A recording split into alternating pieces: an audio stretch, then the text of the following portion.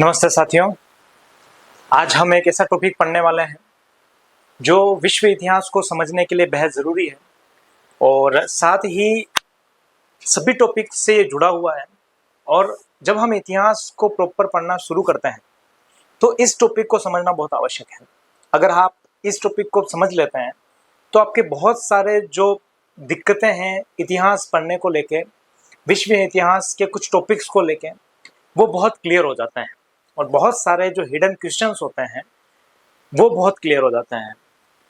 जब भी हम विश्व इतिहास शुरू करते हैं तो उसमें ये जानना बहुत ज़रूरी है कि किस तरीके से हम एक राष्ट्र से दूसरे राष्ट्र तक पहुँचे हैं और उसके साथ में ही हमने कैसे कनेक्टिविटी जो है वो बेहतर की है। ये जो टॉपिक है वो grade first, grade second, net JRF और असिस्टेंट प्रोफेसर्स और यूं कहूँ मैं कि पूरे ही इतिहास विषय को लेकर बहुत अहम भूमिका रखता है। और इस टॉपिक को समझने के बाद आपके जो आगे वाले जितने भी टॉपिक्स हैं वो बहुत बढ़िया क्लियर हो जाते हैं। बहुत डिटेल से मैं इसको पढ़ाऊंगा और हम पढ़ने से कहीं अधिक इसको समझने की कोशिश करेंगे कि किस तरीके से जो सारा सिनेरियो था वो क्रिएट हुआ। बहुत सरल सा एक टॉपिक है 15वीं और 16वीं शताब्दी के मध्य की भौगोलिक खोजें, कि किस तरीके से भौगोलिक खोजें हुई हैं, एक देश दूसरे देश तक के समुद्री मार्गों की खोज हुई है। ये जो भौगोलिक खोजें हुई हैं इसमें आप सिर्फ ये ना समझें कि सिर्फ ये समुद्री मार्गों की खोज हुई है, इसमें जो स्थल मार्ग हैं उसकी भी खोज हुई है और मैं इसका एग्जांपल आपको बताऊंगा भी। तो हम शुरू करते हैं इस टॉपिक को, और इस टॉपिक को हम किस तरीके से पढ़ेंगे और आपको किसी टॉपिक को किस तरीके से पढ़ना चाहिए वो भी मैं आपको थोड़ा सा सजेस्ट करता हूँ। देखिए, जब भी हम कोई टॉपिक पढ़ते हैं, जैसे कि हम आज ये टॉपिक पढ़ने वाले हैं 15वीं और 16वीं शताब्दी, चलो ठीक है, 15वीं 16वीं शताब्दी के मध्य की भौगोलिक खोजें। सबसे पहले हम इसमें देखेंगे परिचय कि किस तरीके से किसको कहते हैं भौगोलिक खोजें। उसके बाद हम देखेंगे इसके क्या कारण थे। तीसरा हम देखेंगे कि ये पुर्तगाल में ही क्यों हुआ। स्पेन और पुर्तगीज जो थे उनका ही हम अक्सर नाम पढ़ते हैं कि इन्होंने, जैसे कोलंबस है ना, वास्को डिगामा है, बहुत सारे ऐसे नाम हैं जिन्होंने ही ये पुर्तगीज और स्पेनिश ये लोग क्यों थे जिन्होंने भौगोलिक खोजें की। क्या कोई दूसरे लोग नहीं थे जो ये भौगोलिक खोजें कर सकते थे, लेकिन इन्होंने ही क्यों, कि इसके बारे में हम बहुत डिटेल से पढ़ेंगे। इन भौगोलिक खोजों का क्या प्रभाव पड़ा और इसके बाद में क्या प्रमुख खोजें हुई, जिसमें हम पुर्तगीज को बहुत डिटेल से समझेंगे, पुर्तगाल को बहुत डिटेल से समझेंगे, स्पेन को बहुत डिटेल से समझेंगे और कुछ अन्य देखेंगे। यानी कि हम टॉपिक जो है इसको कितने भागों में बांट सकते हैं। फर्स्ट परिचय, सेकंड कारण, थर्ड पुर्तगाल में ही क्यों हुआ, फोर्थ प्रभाव, फिफ्थ है प्रमुख खोजें, और प्रमुख खोजों में दो है जो है पुर्तगाल और स्पेनिश और अदर, है ना। तो इस तरीके से हम पढ़ेंगे। देखिए क्या होता है, जब परिचय की बात की जाती है तो जो 1401 से लेके 1599 इसके बीच की जितनी भी खोजें हुई हैं उसे हम भौगोलिक खोजें कहते हैं। ये जो पूरा काल है इसको एज ऑफ डिस्कवरी भी कहा जाता है, यानी खोज का काल, एक्सप्लोरेशंस भी कहा जाता है, और कॉन्टेक्ट पीरियड भी इसको कहा जाता है कि किस तरीके से कनेक्टिविटी हुई है। ये तो एक इसकी सामान्य सा परिचय हो गया कि 1401 से ये स्टार्ट होता है और 1500, ऐसे जरूरी नहीं है, ये टाइम पीरियड है मुख्यतया जिसमें इसकी खोजें हुई है। स्थल मार्ग की तो बहुत खोजें पहले हो चुकी है, जिससे कि हम सिल्क रूट वगैरह जानते ही हैं।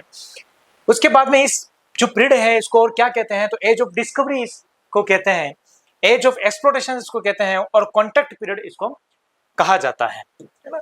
बढ़ते हैं आगे और देखते हैं हम कि ये जो पूरा सिनेरियो क्रिएट हुआ है, जो ये भौगोलिक खोजें हुई है, उसके मुख्य मुख्य कारण क्या है। तो जब हम पहले कारण की बात करते हैं तो पहला कारण है कुस्तुनतुनिया पर तुर्कों का अधिकार। भाई क्या है ये कुस्तुनतुनिया?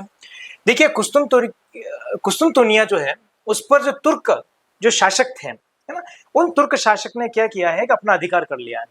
हम इतिहास में क्रूसेड पढ़ते हैं जो इस्लाम और ईसाई धर्मों के बीच में होते हैं, धर्म युद्ध होते हैं, जिसे इस्लाम में जिहाद कहा जाता है, ईसाई धर्म में उसको क्रूसेड कहा जाता है ना। तो इस तरीके जो क्रूसेड हुए हैं, 8 क्रूसेड मुख्यतया हुए हैं, और रोमन जो साम्राज्य था, जो तुर्क साम्राज्य था, ये आपस में लड़े।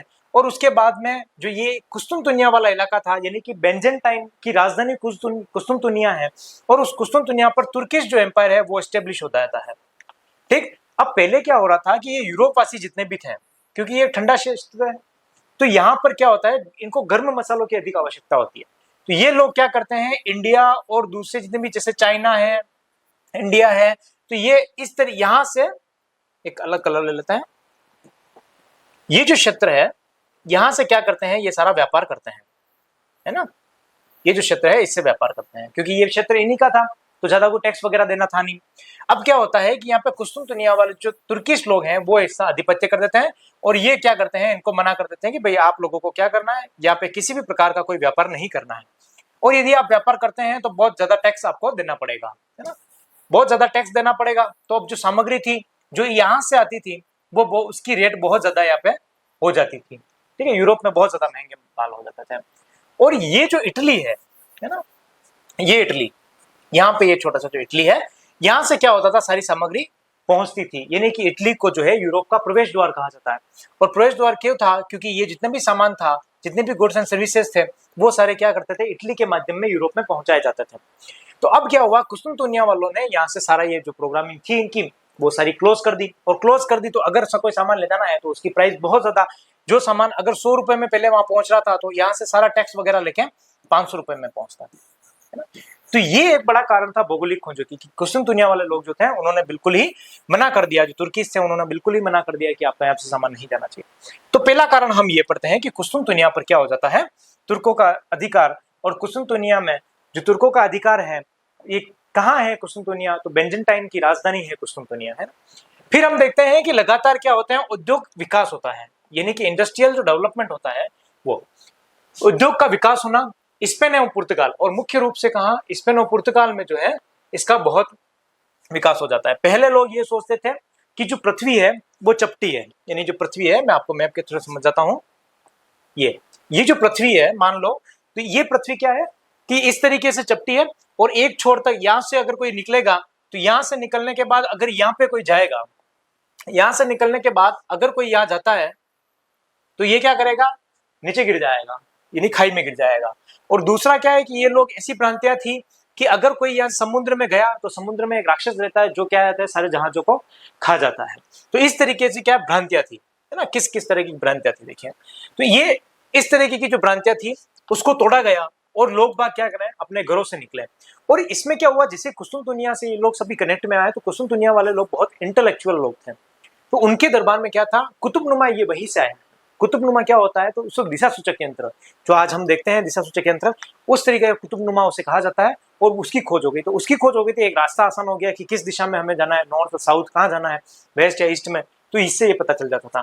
दूसरा क्या, करवाल, यानी कि एक ऐसी नाव है जो बहुत हल्की होती थी और बहुत फास्ट गति से चलती थी, जैसे कि आपने देखी होगी अधिकतर इस तरीके की नाव होती है, और ये इस तरीके से उनके वाइट वाइट झंडे लगे हुए थे, जिससे क्या होता है, वो फोर्स से और हल्की भी होती थी और बहुत तेजी से वो आगे से आगे बढ़ता।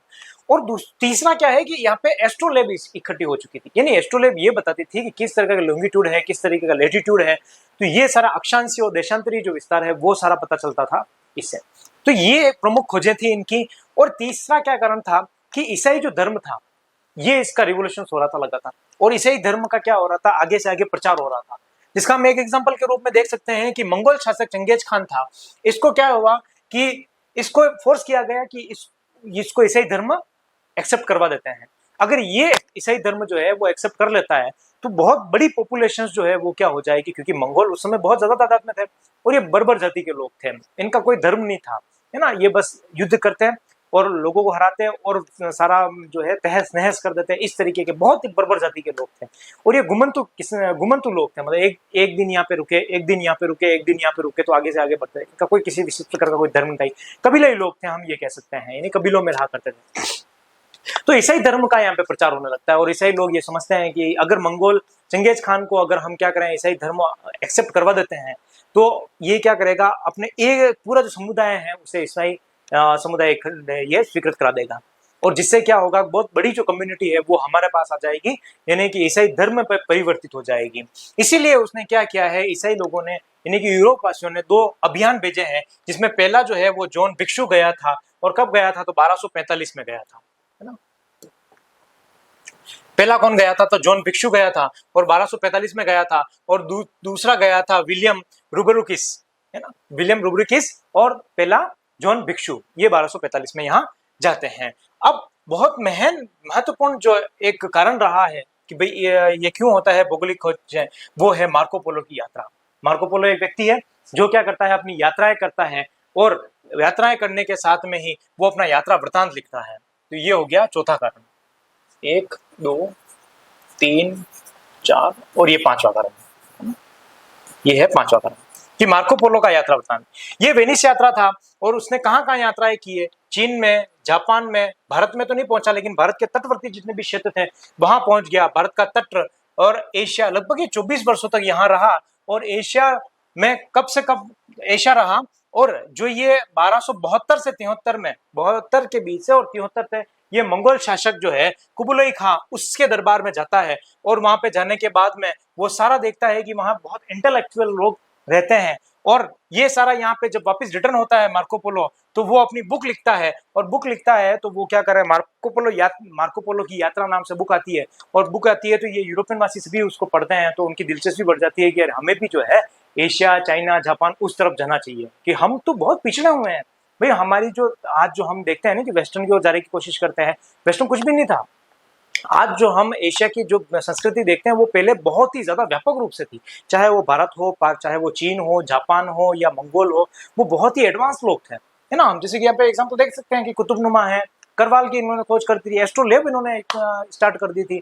तो इस तरीके से जो बारूद था उनका आविष्कार कर दिया था उन लोगों ने। तो ये यूरोप वासी तो बहुत पिछड़े लोग हैं। तो ये इन्होंने क्या किया है कि भाई ये जो मार्को पोलो है इसकी बुक पढ़ी और उसके बाद में उन्होंने सोचा कि वहां जाना चाहिए, और जाना जाने चाहिए तो वहाँ की सारी संस्कृति वगैरह देखनी चाहिए। तो लोगों का इंटरेस्ट बढ़ा, और इंटरेस्ट बढ़ा लोगों का, तो इन्होंने क्या हुआ, अपने अपने नए नए अभियान भेजे।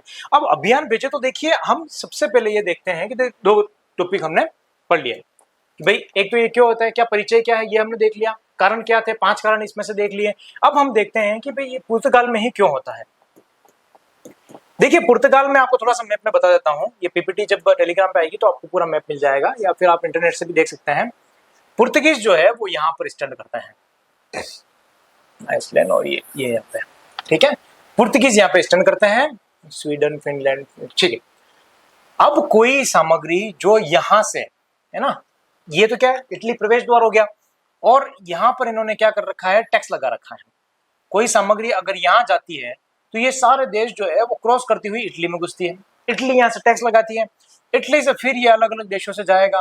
तो यह सबसे बड़ी दिक्कत ये है कि जब तक वो पुर्तगाल और स्पेन पहुंचती है तब तक इनके जो दाम होते हैं वो क्या हो जाते हैं, बहुत हाई। यानी कि सबसे महंगी अगर कोई चीज यहाँ पे 100 रुपए की मिल रही है, यहाँ पर 200 रुपए का टैक्स लग गया, यहाँ पे वो 400 है, तो वो यहाँ पे कितनी पहुंच जाएगी, लगभग 800। तो इस तरीके से क्या होगा, जो 100 रुपीज की चीज है वो 8 गुना उसके दाम बढ़ जाएंगे, है ना। तो ये देखिए इस तरीके से क्या होता है कि इनकी चीजें बढ़ जाती है ना।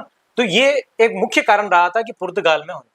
दूसरा क्या मुख्य कारण था कि पुर्तगाल के जो लोग थे, अब पुर्तगाल और स्पेन की जो लोकेशन है वो किस तरीके से है कि तट वाला क्षेत्र इनके बहुत ज्यादा है। भाई एक तरफ जैसे कि ये पुर्तगाल है ना, तो एक तरफ क्या है, स्पेन है। अब ये तटवर्ती क्षेत्र बहुत ज्यादा है, अगर तटवर्ती क्षेत्र ज्यादा है तो उनका मुख्य कार्य क्या होगा, मछली पालन। तो ये मछली पालन में बहुत दक्ष लोग थे। दूसरा, इनको तैरना भी बहुत अच्छे आता था। और तीसरा क्या था, हेनरी नेविगेटर जो वहां का राजा था, उन्होंने इसकी बहुत हेल्प की। हेनरी नेविगेटर ने जब इनकी हेल्प की तो इन्हें एक मोटिवेशन मिला, और यहाँ पर मैंने आपको बताया कि कीमतें जो थी वो बहुत ही ज्यादा मात्राओं में थी। और तीसरा क्या था कि यहाँ पे एक सामंतवाद जो प्रणाली थी उसकी बहुत न्यूनता थी, जिससे क्या हो गया कि गिल्ड सिस्टम यहाँ पे नहीं था। यानी व्यापारिक वर्ग जो थे वो एकदम फ्रीडम थे, और उनको जब फ्रीडम थे तो उनके पास धन की कोई कमी नहीं थी, है ना। वो जो चीजें जो भी व्यापार करते थे उस पर कोई गिल्ड सिस्टम नहीं था, जिससे उन पर कोई प्रेशराइज नहीं थे कि नहीं यही चीजें बेचनी है, ये चीजें नहीं बेचनी है, इतने दामों पे बेचनी है। इस तरीके का सामंतवाद वहाँ प्रणाली नहीं थी, गिल्ड प्रणाली वहाँ पे नहीं थी, जिससे क्या हो गया, व्यापारी वर्ग बहुत बढ़िया था वहाँ पे। और उससे क्या हो गया कि जो लोग हैं वो सोचने, समझने, आने जाने, इन सब के लिए बिल्कुल फ्रीडम थे। तो ये कुछ 4-5 कारण थे कि मछली पालन में वो बहुत बढ़िया थे, है ना। मछली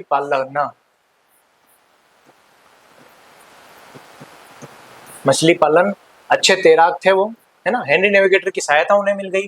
और कीमत सबसे ज्यादा यहाँ हो जाती थी जब कोई टैक्स यहाँ पे आ जाता था, और सामंतवाद की यहाँ पे बिल्कुल न्यूनता थी, यानी कि बिल्कुल न के बराबर थी।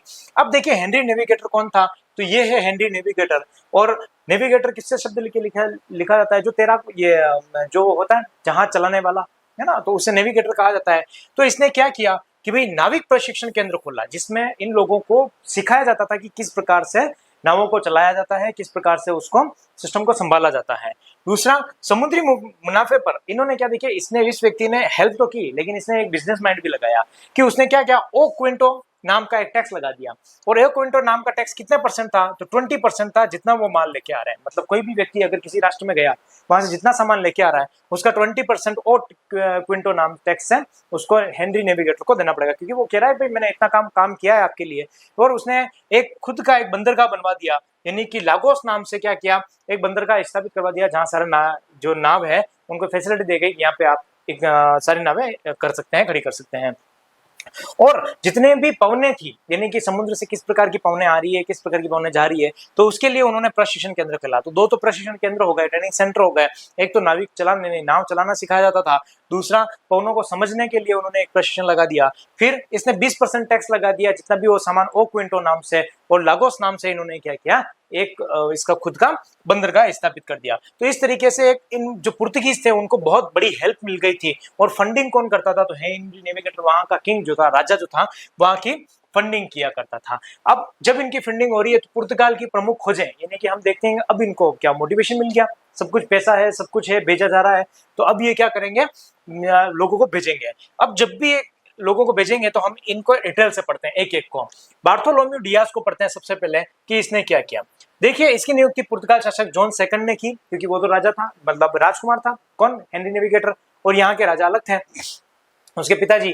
तो इसकी नियुक्ति पुर्तगाल शासक जॉन सेकंड ने की। अटलांटिक महासागर के रास्ते 1487 यानी 1487 में चला और अफ्रीका तट पर पहुंचा, और 1488 में इसने 87 में, हाँ, और 88 में वहां से देखिए अफ्रीका तक आ गया, और अफ्रीका से वहां तक चला, और 1488 में इसने क्या किया, केप ऑफ स्टॉर्म, कहा जहां पे देखिए स्टॉर्म क्या होता है, बहुत ज्यादा हवाएं, और वहां पे जैसे अफ्रीका का जो ये इलाका है ना, यहाँ पर बहुत ज्यादा हवाएं चलती थी, तो उसने केप ऑफ स्टॉर्म का नाम रख दिया। और केप ऑफ स्टॉर्म का उसने नाम रख दिया,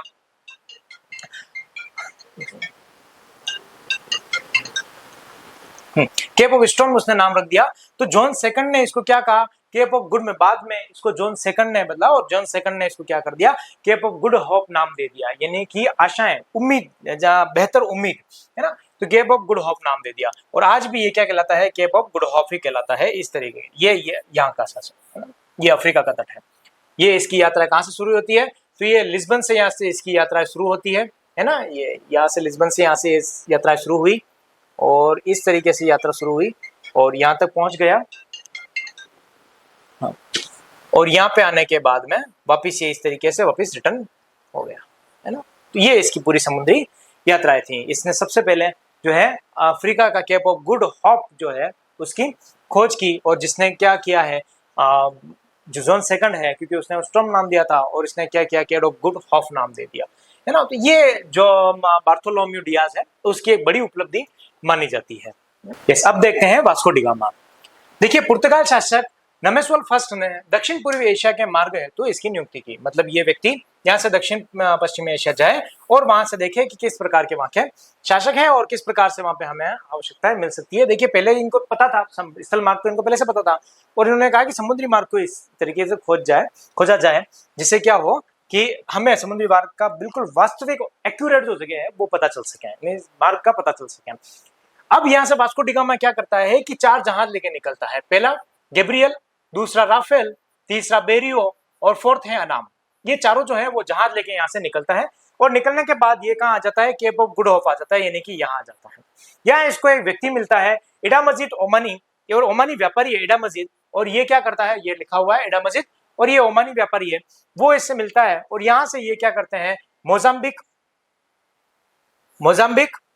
मोबांसा और मालिंदी, ये तीनों जो है यहाँ से ये निकलता है, और अरब सागर को पार करते हुए ये क्या कर देता है, 20 मई, ये मई है यहाँ पे, मैं समझे इसको, 20 मई 1498 को मालाबार केरल भारत पहुंचता है। मालाबार के क्षेत्र से ये केरल पे पहुंचता है, और केरल पे पहुंचते हुए कलिकट पे जमोरिन हिंदू जो शासक है, वो जमोरिन हिंदू शासक इसका स्वागत करता है, बहुत सारे गिफ्ट ये भी देता है, बहुत सारे गिफ्ट वो भी देते हैं, और इस प्रकार समुद्री मार्ग की ये खोज कर लेता है।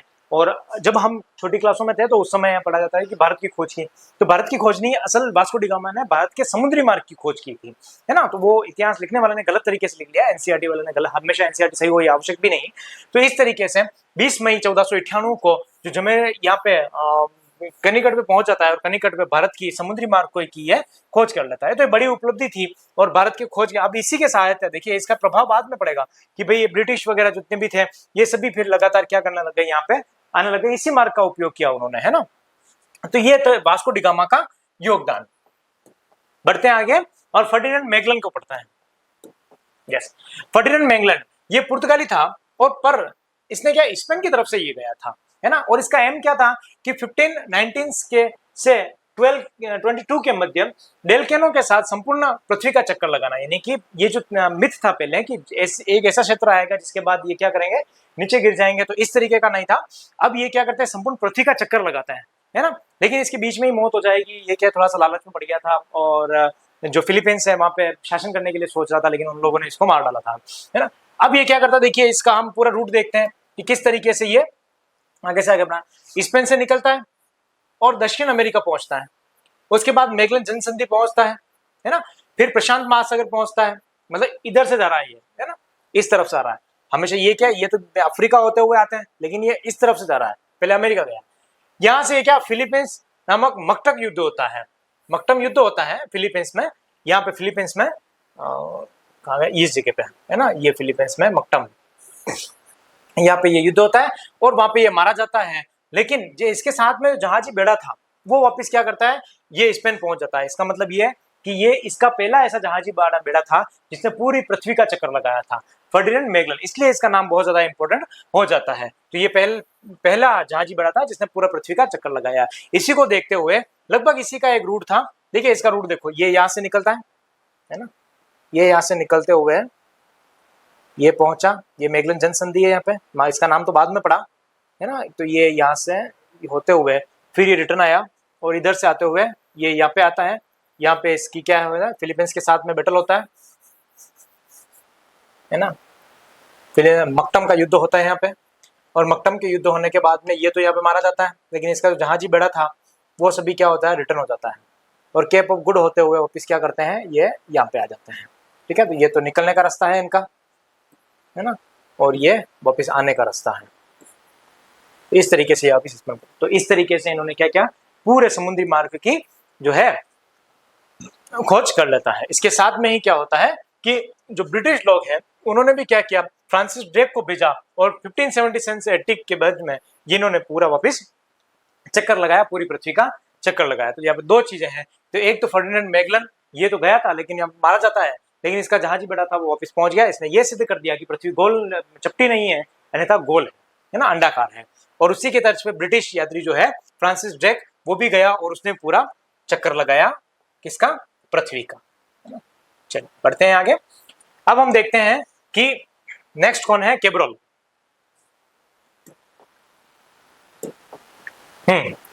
इसके साथ बड़ी ट्रेजेडी हो गई और इसे पता ही नहीं चला। देखिए केब्रोल जो है वो पुर्तगीज था, यानी पुर्तगाली व्यक्ति था। सबसे पहले क्या करता है, यहाँ अफ्रीका पहुंचता है ना, या यहाँ पहुंचता है अफ्रीका, केप ऑफ वर्दे, और उसके बाद में रिटर्न हो जाता है। ठीक है, ये तो इसकी दूसरी यात्रा है, ये पहली यात्रा रेड वाली। अफ्रीका पहुंचता है, लेकिन अफ्रीका में यहाँ तक पहुंचते पहुंचते क्या हो जाता है, तूफान आ जाता है, और जैसे ये तूफान आ जाता है तो ये रास्ता भटक जाता है, यहाँ का रास्ता भटक जाता है, और ये क्या कर जाता है, इसकी जो नाव है यहाँ जानी तो इधर चाहिए थी, लेकिन नाव कहाँ, इधर मुड़ जाती है, ठीक है, इधर मुड़ जाती है, तथा ये ब्राजील पहुंच जाता है। और इसके साथ में ही 1500 ईस्वी में क्या होता है, ब्राजील की खोज हो जाती है। एकमात्र ऐसा व्यक्ति है ये, या पहला हम कह सकते हैं, जिसने क्या किया, यूरोप भी पूरा देखा था, क्योंकि यूरोप का वासी था। फिर इसने एशिया की यात्रा की, बाद में की थी, एशिया की यात्रा भी की थी उसने, कालीकट पे पहुंचा था। फिर अफ्रीका भी इसने देखा था, क्योंकि केप ऑफ गुड होप और ये रास्ता बहुत ज्यादा इजी हो गया था सबके लिए। और फिर क्या हो जाता है, ये अमेरिका पहुंचा था, अमेरिका पहुंचे था क्योंकि इसने क्या किया, ब्राजील की खोज की थी। तो 1500 ईस्वी में केब्रोल, यानी कि ब्राजील जो है वो गलती से मिला हुआ एक क्षेत्र है, यानी कि जो इसका रास्ता था वो गलती से मिल गया था। तो इस तरीके से जो ब्राजील है उसकी खोज होती है, केब्रोल द्वारा की जाती है। और कब होती है? तो 1500 ईस्वी में होती है। अब हम देखते हैं स्पेन जो है उसकी भौगोलिक खोजें क्या है। देखिए, सबने सबसे पहले देखा पुर्तगाल है, उसकी खोजें क्या है। एक सेकंड, पुर्तगाल की प्रमुख खोजें देखते हैं। तो हमने सबसे पहले पढ़ा बार्थोलोम्यू डियाज को, और बार्थोलोम्यू डियाज ने क्या किया है, सबसे बड़ी महन उपलब्धि ये हासिल करता है कि गुड हॉफ यहाँ पे ये खोज निकालता है। उसके बाद वास्को डी गामा एक बड़ी तादाद में ये सारा मार्ग ले जाता है, बड़ी तादाद में ये क्या करता है, जहाज लेके जाता है और भारत के समुद्री मार्गों की ये खोज करता है। उसके फर्डिनेंड मैगलन जो था वो क्या करता है कि ये पूरे पृथ्वी का चक्कर लगाता है, और उसी को देखते हुए फ्रांसिस ड्रेक जो है वो भी इसको फॉलो करता है और पूरी पृथ्वी का एक बार चक्कर लगता है। केब्रोल जो है वो किसका, ब्राजील की 1500 ईस्वी में खोज करता है। तो इस तरीके से जो पुर्तगीज है उन लोगों का योगदान रहा था। अब हम देखते हैं स्पेन का भौगोलिक खोजें, यानी कि स्पेन वासियों ने अपनी क्या भूमिका निभाई थी। मैंने आपको पहले ही बताया था कि जो स्थिति है पुर्तगीज और स्पेन की, है ना, ये पुर्तगीज है और ये स्पेन है ना, तो इस तरीके से है। तो अब स्पेन वाले लोगों को देख लेते हैं। क्रिस्टोफर कोलंबस, और इस कोलंबस को कौन नहीं जानता। जिस प्रकार वास्को डी गामा जितना फेमस है उतना क्रिस्टोफर कोलंबस, लेकिन इसका जो लास्ट टाइम था वो बहुत ही गंदे तरीके से बीता था, बहुत ट्रेजेडी हो गई और उसी से इसकी मृत्यु हुई। चलो पढ़ते हैं क्रिस्टोफर कोलंबस, स्पेन का जो भौगोलिक खोज है उसमें इनका योगदान है। स्पेन वासियों को हम पढ़ रहे हैं। देखिए, क्रिस्टोफर कोलंबस जो है वो इटली वासी था और जेनोवा गणराज्य में इसका जन्म होता है। और जो रानी है इजाबेल सॉरी, है ना, इजाबेल जो रानी है वो कहाँ की है, स्पेन की। और स्पेन की है तो इसको ये क्या करती है, आर्थिक सहायता देती है, और आर्थिक सहायता लेकर ये क्या करता है, समुद्री अभियानों पर निकल जाता है। बहुत बड़ी उपलब्धि इसकी रहती है। ये निकलता तो भारत की खोज के लिए है, लेकिन ये पहुंच जाता है अमेरिका। और अमेरिका जब ये पहुंचता है तो उसने सारा नया सिस्टम देखा, वहां पे सारा नया सिनेरियो देखा कि यहाँ पे भी कोई क्षेत्र है, तो उसने इसको कहा था न्यू वर्ल्ड, यानी कि नई दुनिया, हम एक नई दुनिया में पहुंच चुके हैं। ठीक है, तो न्यू वर्ल्ड की इसने खोज कर ली। अब यहाँ पे क्या होता है कि इटली का यात्री है अमेरिकी वेस्पुची, और अमेरिकी वेस्पुची यहाँ पे आता है, और 1507 में क्या होता है, इसी के नाम पर यहाँ का क्षेत्र, इस क्षेत्र का नाम अमेरिका दे दिया गया। तो ध्यान रहे, अमेरिका का नाम अमेरिका कैसे पड़ा, तो अमेरिकी वेस्पुची है, इटली यात्री, वो यहाँ पे 1507 में पहुंचता है, जिससे यहाँ का नाम क्या होता है, अमेरिका कर दिया जाता है। और ये किसकी उपलब्धि है, तो क्रिस्टोफर कोलंबस की एक उपलब्धि है।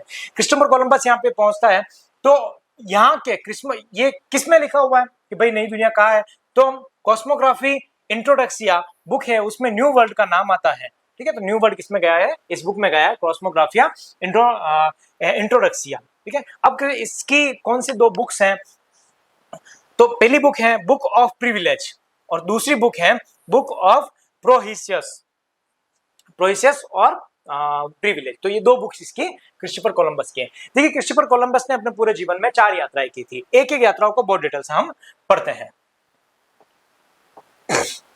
ये चारों यात्राएं हैं, ये इसका मैप है ना? इस व्यक्ति ने कुल 4 यात्राएं की। पिंटा एवं नीना जहाज से 1492 में आलस लवाडोर, बहामासा, हैती, क्यूबा क्षेत्र में ये पहुंचता है। यही नई दुनिया की खोज मानी जाती है। यहाँ के मूल निवासियों को ग्रेट इंडियन नाम दिया गया, यानी कि हम जो वहाँ पे अधिकतर लोगों को अभी भी हम वेस्ट इंडीज वगैरह जो लोग कहते हैं वो इसी की देन है, यानी कि ये यहाँ पर पहुंचता है और इसी क्षेत्र को ये नई दुनिया मान लेता है। ये क्या है, कैरेबियन द्वीपों का समूह है ना, अलग अलग कैरेबियन द्वीप है जहां पर ये पहुंच जाता है। दूसरी जब यात्रा है, जब देखिए ये इसकी फर्स्ट, ये ब्लू कलर में है, ये फर्स्ट इस तरीके से ये जाता है, यहाँ से निकलता है, यहाँ से निकलते हुए ये वापिस इधर रिटर्न से इस तरीके से, है ना। हम इसमें समय नहीं बिगाड़ेंगे, आप वैसे ही देख लेना, इसमें नेट पे भी ये अवेलेबल है और पीडीएफ में भी आपको इसमें मिल जाएगा। यस, दूसरी यात्रा जो करता है 1493 से 1496 में, और कैरेबियन द्वीप की खोज करता है, और वहां के लोगों को वेस्ट इंडीज इसने व्यक्ति ने कहा था। जब ये तीसरी यात्रा करता है तो 17 जहाजों के साथ में, क्योंकि देखिए एक आदमी को क्या होता है कि जब ज्यादा मिलता है ना तो वो लालच ज्यादा करने लग जाता है, तो इसके मन में भी वही हुआ, और 17 जहाज लेके ये क्या करता है 1497 से 1500 में वहां पहुंच जाता है। और पहुंच जाता है तो वहां के जो निग्रो जनजाति के लोग थे, क्योंकि उनकी हाइट वगैरह अच्छी हुआ करती थी, और साथ में क्या है कि वो थोड़े से रेडिश और ब्लैक टोन के व्यक्ति थे, तो उन लोगों पर क्या है कि वो, क्योंकि वो भी एक आदिवासी लोग थे, एक प्रकार से दुनिया के संपर्क में नहीं थे, इतने इंटेलेक्चुअल नहीं थे, है ना, तो वो उस पर क्या है अत्याचार करने लग जाते हैं, वो बहुत सताता है, गुलाम बना देता है।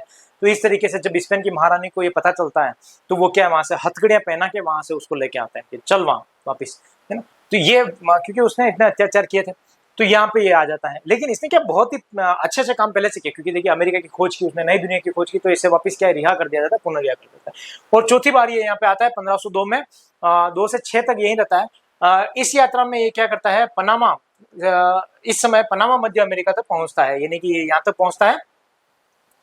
सभी लोग तो यहाँ तक पहुंच रहे हैं, यहाँ तक पहुंच रहे, ये इस लाइन को क्रॉस कर देता है और आगे तक पहुंच जाता है।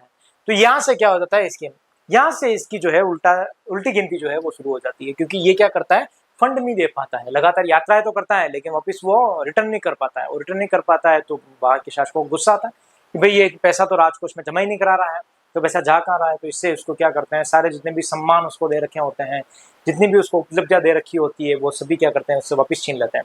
और इस चीज को वो क्या करता है, एक्सेप्ट नहीं कर पाता है।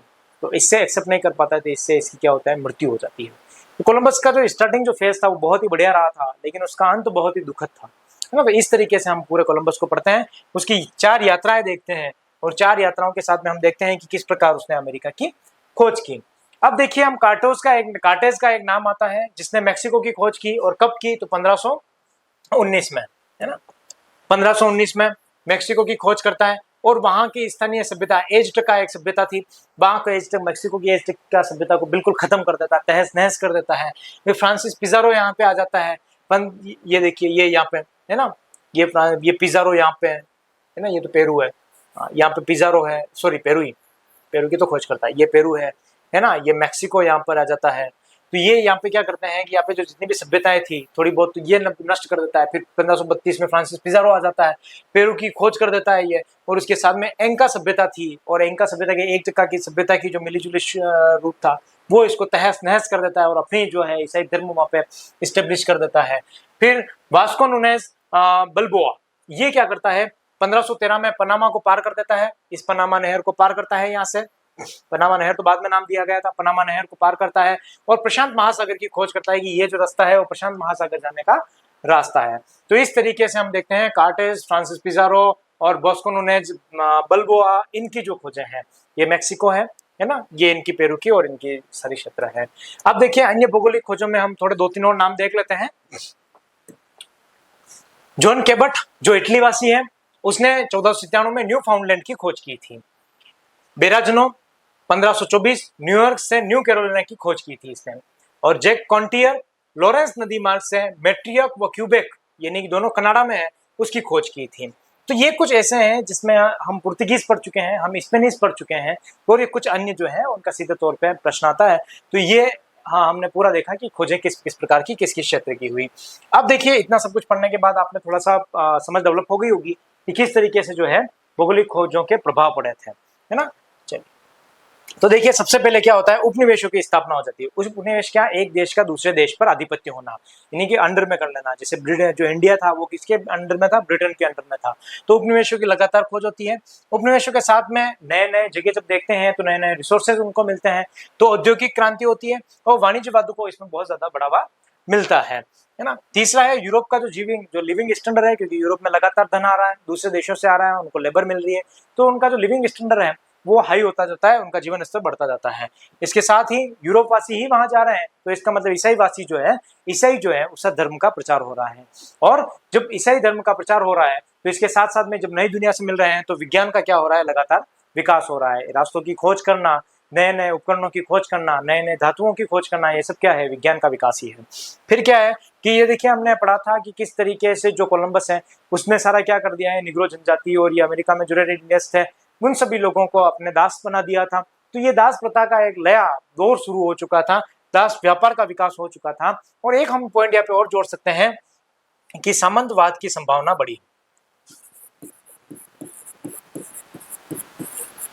सामंतवाद की संभावना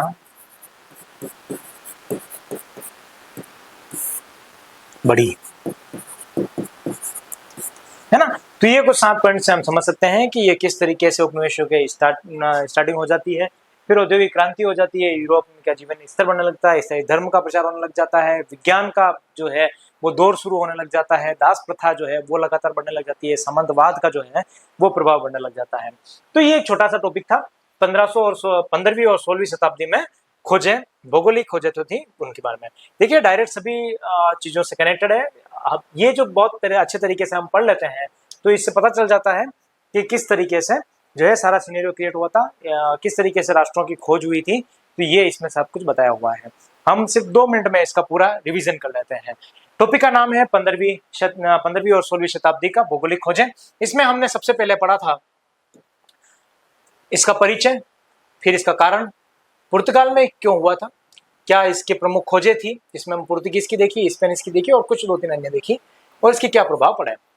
हम जब बात करते हैं इसकी परिचय की तो ये कब होता है, 1401 से 1599, इस समय प्रमुख खोजें हुई थी। और इसीलिए इसको क्या कहा जाता है, एज ऑफ डिस्कवरी कहा जाता है, एज एक्सप्लोरेशंस कहा जाता है, और कॉन्टेक्ट पीरियड इसको कहा जाता है। जब हम आगे बढ़ते हैं तो हम सबसे पहले देखते हैं इनके कारण, और कारण में हम देखते हैं कि किस तरीके से कुस्तुनतुनिया ने जो है बेंजनटाइन पर अपना अधिकार कर लिया। कुस्तुनतुनिया वहां की राजधानी है, और बेंजनटाइन पे सारा अपना अधिकार करने के बाद में इन्होंने ये मना कर दिया कि यहाँ से कोई भी सामग्री नहीं जाएगी।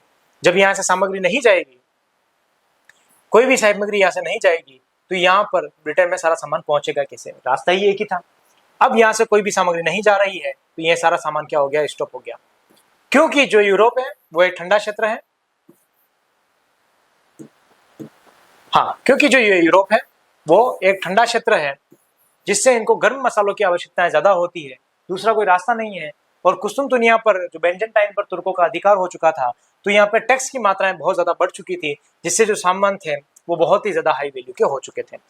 हम देखते हैं कि इटली जो है वो यूरोप का प्रवेश द्वार है, और प्रवेश द्वार यहाँ से होते हुए सारा सामान जाता है, तो इटली में टैक्स लगता है।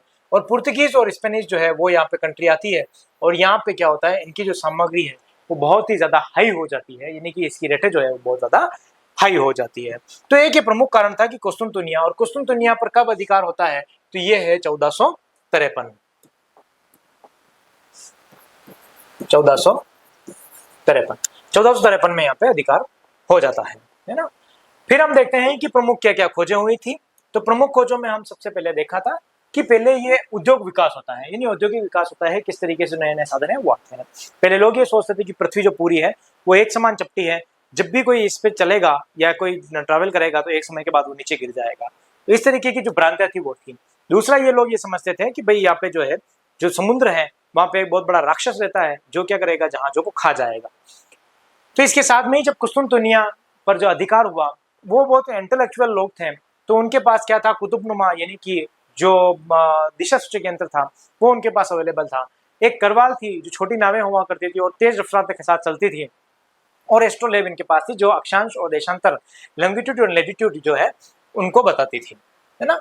हाँ, अब ईसाई धर्म का लगातार प्रचार होता है, और ये लोग चाहते हैं कि जो मंगोल शासक है चंगेज खान, उसको हमारे अंडर में कर दिया जाए।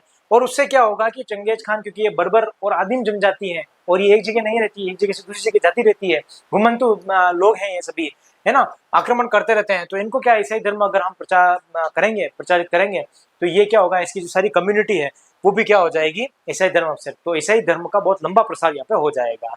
इसके लिए ये 2 अभियान यहाँ पे भेजते हैं। पहला जो है जॉन भिक्षु को भेजते हैं 1245 में, और दूसरा भेजते हैं विलियम रुबेलुकिस को, और इन दोनों को अभियान को भेजते हैं। लेकिन ये जो दोनों अभियान हैं वो फेल हो जाते हैं, यानी कि ये सक्सेस नहीं रहते हैं।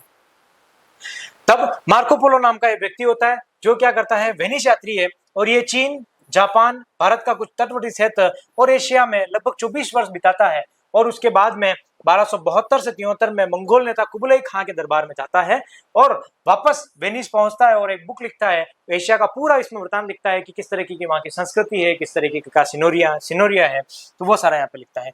जब ये सारा बुक का जो लिखा हुआ है वो जब लोग पढ़ते हैं तो उनको इंटरेस्ट डेवलप होता है कि हमें भी एशिया का रुख करना चाहिए और एशिया की तरफ यहाँ पे जाना चाहिए। तो मार्को पोलो जो है उसने एक बहुत बड़ा योगदान दिया था। अब ये पुर्तगाल के जो लोग हैं वही क्यों जाते हैं, तो मैंने आपको बताया था कि जो चीजें हैं, सामग्री है, वो सारे पुर्तगीज में बहुत ज्यादा हाई हो जाती है, क्योंकि ये तटवर्ती क्षेत्र है। पुर्तगीज की स्टोरी कुछ इस तरीके की थी कि यहाँ पे पुर्तगीज थे और यहाँ पे स्पेनिश थे। तो यहाँ पे क्या है, ये मैं लिख लेता हूँ, ये पुर्तगाल और ये है स्पेन, है ना।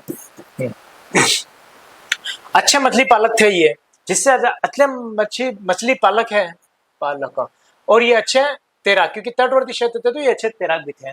और एक सबसे बड़ी बात थी कि हेनरी नेविगेटर वहां का एक राजकुमार था जिसने इनकी बहुत ज्यादा सहायता की थी।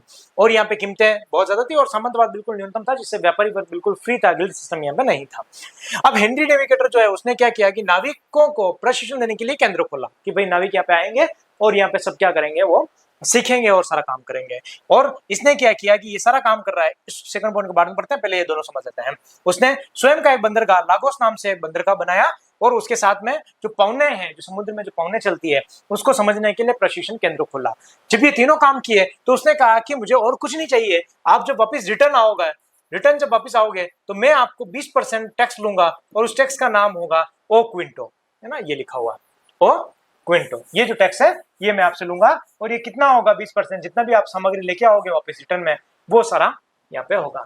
तो हेनरी नेविगेटर ने एक तरीके से यहाँ पे बहुत ज्यादा हेल्प की थी। बार्थोलोम्यू डियाज यहाँ पे जाते हैं और बार्थोलोम्यू डियाज पुर्तगीज जो जॉन सेकंड है वो इसकी नियुक्ति करता है और ये अटलांटिक महासागर के रास्ते निकलते हैं 1487 में। इतना डेट में कंफ्यूज नहीं होना है ना, 87 भी लिखा हुआ है, 88 भी लिखा हुआ है, 87 में निकलता है मूल रूप से और 88 में यहाँ पे पहुंचता है। तो केप ऑफ स्टॉर्म, क्योंकि यहाँ पे हवाएं बहुत ज्यादा चलती है तो ये केप ऑफ स्टॉर्म यहाँ पे नाम दे देता है ना, इसको केप ऑफ स्टॉर्म यहाँ पे नाम दे देता है। इसी को जो जॉन सेकंड है वो बाद में केप ऑफ गुड होप दे देता है कि ये हमारी अच्छी आशाएं हैं, एक नया आशा यहाँ पे जुड़ी है, जिससे क्या हुआ है कि हमें अन्य मार्गों की खोज का पता चलेगा। तो ये जो है बार्थोलोम्यू डियाज अपनी एक महत्वपूर्ण खोज करते हैं, केप ऑफ गुड की खोज कर लेते हैं। वास्को डी गामा जो एक बहुत ही अहम अपना रोल प्ले रखते हैं यहाँ पे, वो 4 जहाजी बेड़ों के साथ यहाँ पे निकलते हैं, गैब्रियल, राफेल, बोरियो, अनाम, इन चारों के साथ में निकलते हैं और केप ऑफ गुड तो ये पहुंच ही जाते हैं। उसके बाद में इनको एक ओमानी व्यापारी मिलता है जिसका नाम है एडा मजीद और इसके सहायता ये मोजाम्बिक, मोबांसा, मालिंदी, ये तीनों यहाँ पे है, ये है ना, ये है मोजाम्बिक, मोबांसा और मालिंदी। तो ये अरब सागर पार करते हुए 20 मई को मालाबार केरल पहुंचता है और केरल में जैसे पहुंचता है तो कालीकट पर उतरता है और जमेरिन जो हिंदू शासक थे उन्होंने इसका बहुत ही अच्छी तरीके से स्वीकार किया, गिफ्ट का आदान प्रदान हुआ और इससे क्या हुआ, बहुत ही ऐतिहासिक कदम हुआ, जिससे जो पूरा अफ्रीका गुड ऑफ होते हुए समुद्री मार्ग, यानी कि भारत के समुद्री मार्ग की खोज यहाँ पे हो चुकी थी। जो यूरोप था अब समुद्र के माध्यम से यहाँ पे आने लग जाता था, तो ये एक सक्सेस माना जाता है। फर्डिनेंड मैगलन यहाँ पे आ जाते हैं और इसका मुख्य मुद्दा है कि ये जो लोग सोच रहे हैं ना कि भाई हम एक छोर पर जाएंगे और नीचे गिर जाएंगे, ऐसा नहीं है, ये मेरे को मिटाना है और मिटाना है। तो ये क्या करता है कि पुर्तगीज का था लेकिन ये स्पेन की तरफ से भेजा जाता है और इसका मेन एम था कि 1519 से 22 में ये क्या करें, संपूर्ण पृथ्वी का चक्कर लगाए। और ये क्या करता है, स्पेन से दक्षिण अमेरिका आता है, दक्षिण अमेरिका मैगलन जनसंधि यानी इधर से रिटर्न होता जा रहा है ना, इधर से, बाकी सब तो इधर से इधर गए हैं, ये इधर से इधर जा रहा है, ठीक है, अमेरिका होता हुआ ये स्पेन जाता है, स्पेन से निकलता है, दक्षिण अमेरिका पहुंचता है, फिर मैगलन जनसंधि के वहां पहुंचता है, फिर प्रशांत महासागर पहुंचता है, प्रशांत महासागर के बाद में थोड़ा सा इसको लगा जाता है, फिलीपींस आ जाता है और फिलीपींस में क्या है कि ये मक्तम जो युद्ध होता है उसमें ये मारा जाता है, लेकिन इसका साथ में जहाजी बेड़ा था वो वापस स्पेन पहुंच जाता है। यानी कि ये पहला ऐसा यात्राएं हैं जो पूरे पृथ्वी का चक्कर लगाती है और ये सिद्ध कर देती है कि पृथ्वी गोल है, न कि पृथ्वी चपटी है ना। हाँ, तो इसी के तर्ज पर फिर ब्रिटिश यात्री है फ्रांसिस ड्रेक, वो क्या करता है 1577 से 80 में पृथ्वी का पूरा चक्कर लगाता है।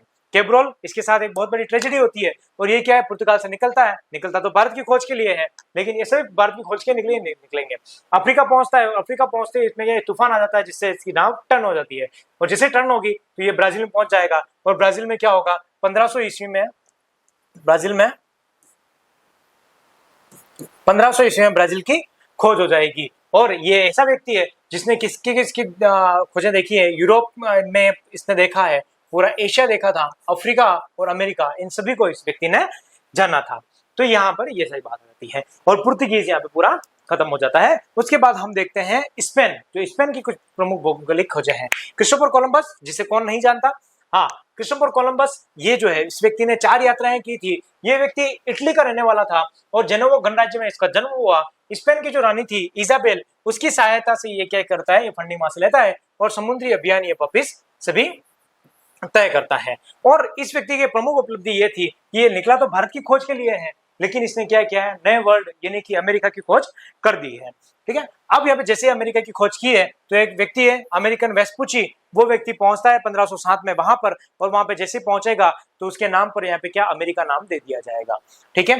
क्रॉस्मोग्राफिया इंड्रोक्सिया, नाम की बुक है जिसमें ये शब्द मिलता है न्यू वर्ल्ड, और यहीं से हम पहली बार देखते हैं कि जो क्रिस्टोफर कोलंबस है उसने इस चीज को न्यू वर्ल्ड कहा था, न कि अमेरिका कहा था। अमेरिका 1507 में इसका नाम पड़ता है। इसने 2 बुक्स लिखी थी। पहली बुक थी बुक ऑफ प्रिविलेज और दूसरी बुक थी बुक ऑफ प्रोहिबिशंस। तो 2 बुक लिखने के बाद में हम इसकी अब यात्राओं पे आ जाते हैं। 4 इसने यात्राएं की थी। पिटा एंड नीना जहां से यात्रा शुरू करता है 1492 में, और अल सल्वाडोर और बहामास, हैती, क्यूबा क्षेत्र, यानी कि ये सारे कैरिबियन द्वीप हैं, और इन द्वीप की खोज कर देता है। और जैसे ये सारे द्वीप की खोज की, ये यहाँ पे है सारे द्वीप,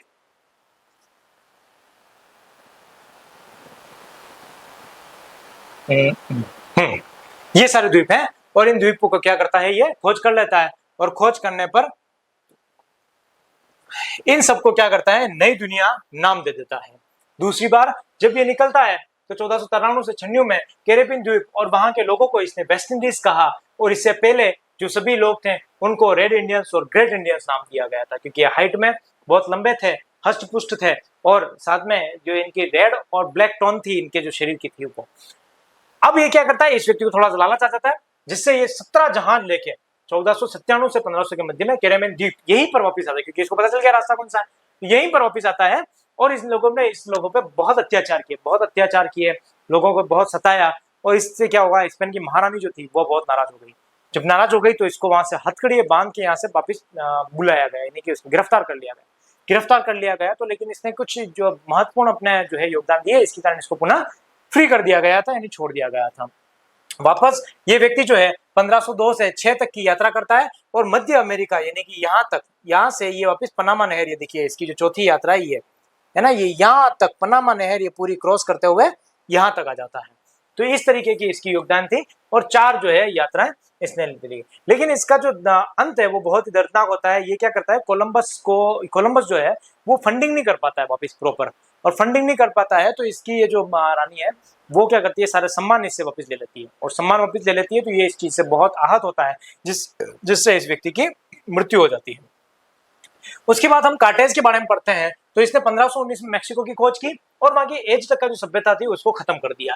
फ्रांसिस पिजारो की बात करते हैं तो 1532 में पेरू की खोज करता है, और एंका और एज तक का सभ्यता जो थी वहां पे, उन दोनों को वहां पे जो बहुत सारी तो इसने कर दी एज तक का, अब एंका सभ्यता है वहां पे और एज तक का मिला जुला रूप है, उसको ये खत्म कर देता है।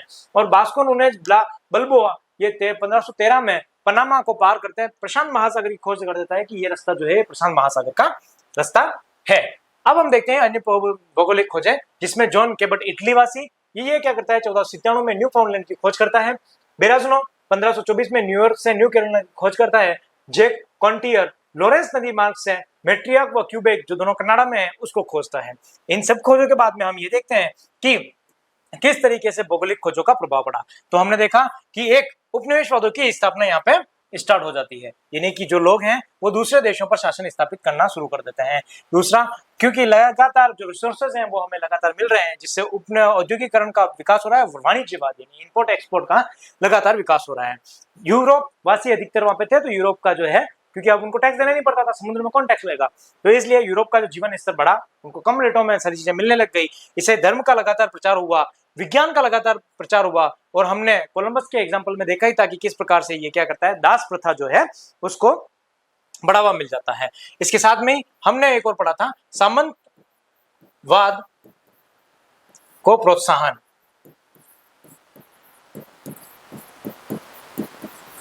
कहें, बढ़ावा कहें, एक ही बात है ना, या बढ़ावा। तो इस तरीके से जो है ये सारा जो लेसन है छोटा सा, ये कंप्लीट हो जाता है। तो आई होप आपको लेसन पूरा समझ में आया होगा। अब आप इसको बुक से पढ़ेंगे तो ज़्यादा इजी हो जाएगा आपके लिए पढ़ने में। लेसन अच्छा लगा हो तो आप इससे ज़्यादा से ज़्यादा लोगों तक शेयर करने, अपने मित्रों के साथ शेयर करने की कोशिश करें, और साथ में ही आप नए हैं तो इसको ज़रूर सब्सक्राइब करें, जिससे हमें मोटिवेशन लगातार मिलता रहे, और हम इस तरीके का जो कंटेंट है वो आपके साथ में लाते रहें। और कोई भी नया वीडियो देखने के लिए बेल आइकन जरूर दबाएं, ताकि इस तरीके का जो हिस्ट्री से रिलेटेड है, वो करंट अफेयर से रिलेटेड है, वो या कोई और दूसरे मुद्दे जो भी है, वो सभी आपको वीडियो जल्द से जल्द मिल सकें। तो थैंक यू। इसी के साथ में अच्छे रहिए, मुस्कुराते रहिए और पढ़ते रहिए। धन्यवाद।